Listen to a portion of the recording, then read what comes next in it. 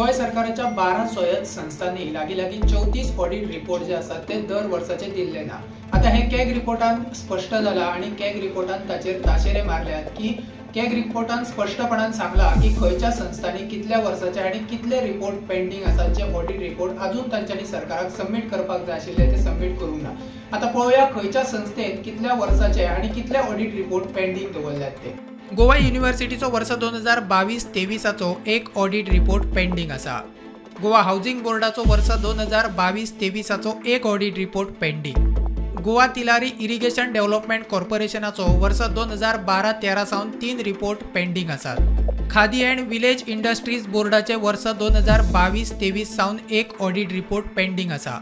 Goa state commission for backward क्लासेसाचो वर्ष 2022-23 एक रिपोर्ट पेंडिंग आसा। साउथ गोवा जिल्हा पंचायतीचो 2018-19 सावन 5 ऑडिट रिपोर्ट पेंडिंग आसात। नॉर्थ गोवा जिल्हा पंचायतीचे वर्ष 2009-10 सावन 14 ऑडिट रिपोर्ट पेंडिंग आसात, सगळ्यांत चड। Goa shipyard and higher secondary education बोर्डाचे वर्ष 2022-23 एक ऑडिट रिपोर्ट पेंडिंग आसा। District legal service authority north गोवाचे वर्ष 2021-22 सावन 2 ऑडिट रिपोर्ट पेंडिंग आसात।